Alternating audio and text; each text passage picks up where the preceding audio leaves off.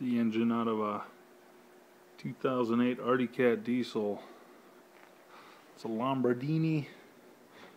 Cute little guy.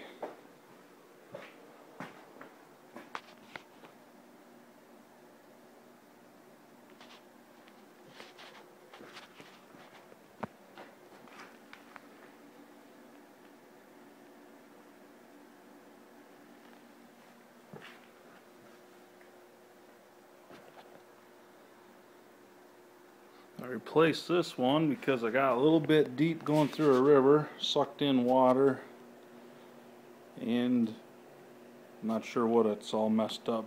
But pretty affordable to get a new one. Cost me $2,200 from the cat shop.